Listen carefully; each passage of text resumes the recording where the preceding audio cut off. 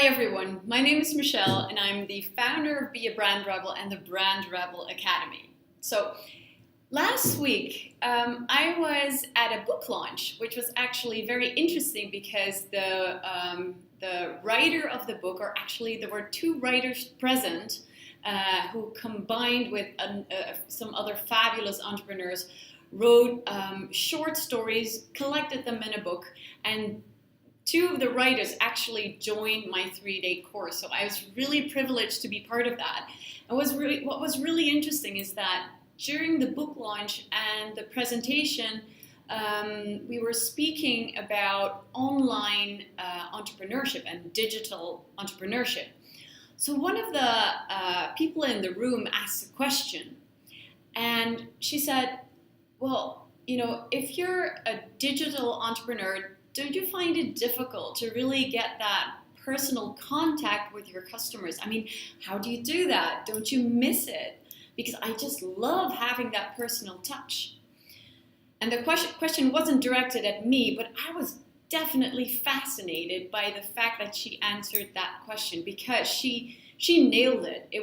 I completely understood what she was trying to say here. The thing is that her idea was probably that when you're a digital entrepreneur and you're using the digital infrastructure that's out there, you cannot have that personal touch. And I believe that you can, because I believe that is exactly what is possible nowadays through, for example, social media and social platforms. In fact, I believe that a brand, first and foremost, should always ooze that that personality and that personal touch.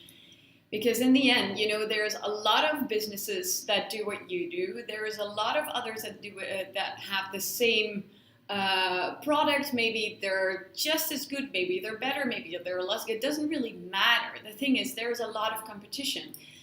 But there's only one you, and there's only one company that does it the way that you do it.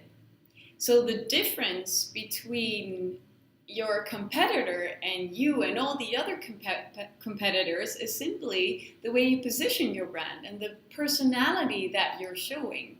So that gives you an opportunity, actually, to really do something different and really create that personal engagement with your customers. And personally, well, if you ask me, we have, it's never been as simple to be visible and really show that personality, to really give customers that, or let's say that it's your target audience, they're not customers yet, but for them to get to know us and to get to know the brand before they're deciding on buying something.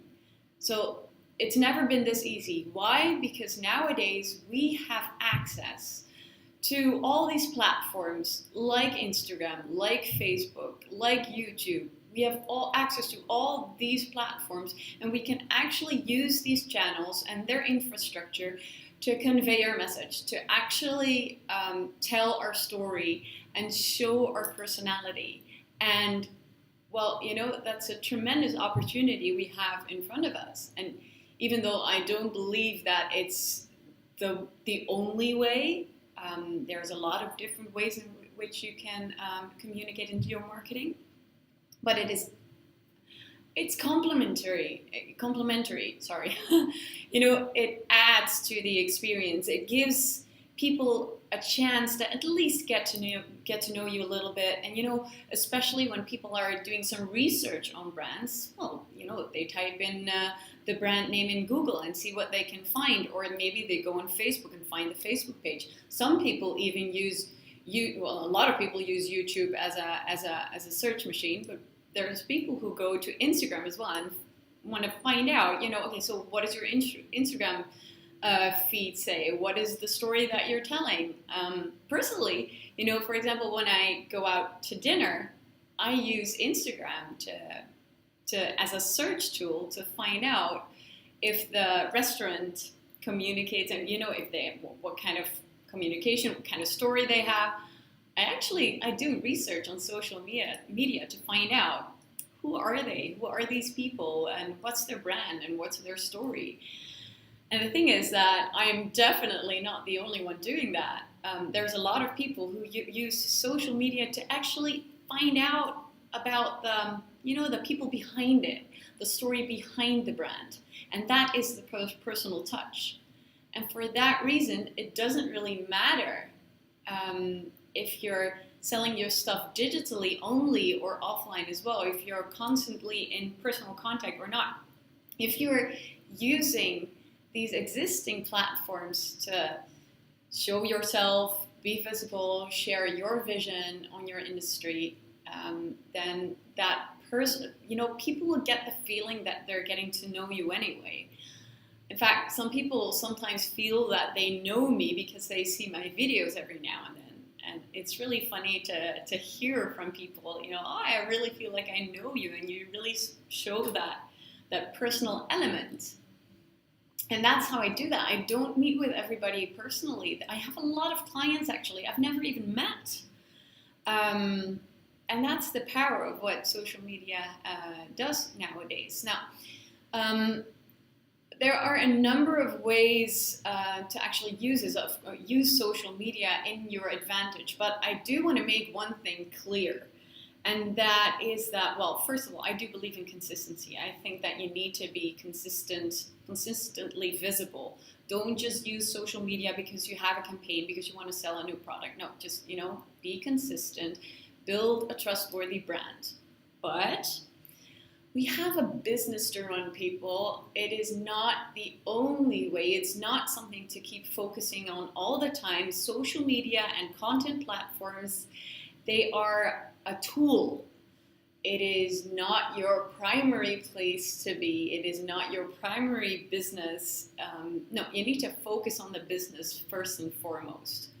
And this is, in addition, it is your visibility, it is part of your marketing, not the only thing, but I do believe that it can be a very, very valuable part, because it allows you to show who you are and for a broader audience to at least get to know you. So I would say, just use it, use the tools that are out there for us to just grab, and why not?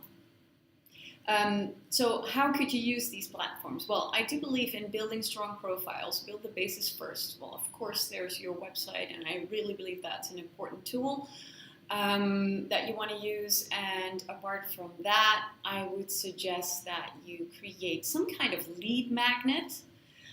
So that would be a tool to attract people to your website, download something for free, and you get them on your email list so that you have your own tribe already, people that have already committed to something that you've created. And you can continue communicating with them and building your brand and sharing value, basically. It's all about value, guys. It's all about value. So that's what I would do. And then additionally, also, you need to have some kind of visibility out there. So if it's YouTube, if it's Instagram, whatever you're doing, I would definitely have some level of visibility. Make sure that it's fun. Don't overdo it. And like I said, it's a tool, but it will definitely help your audience, and that's what it's about in the end. It will help your audience get to know you a little bit better before they decide to buy your products. And it can actually, even if you're selling products online only, even if you have, if you're selling digital courses, for example, if you still show that personality and stay in touch with the people that you're serving, and you're showing that personality, then at least they feel like they're getting to know you. And that, I think, is definitely what we want that's what we want nowadays in 2018, and for 2019 it won't change a thing. All right, guys, I hope this helps. I will see you next time, of course, and I wish you a lovely day. Ciao.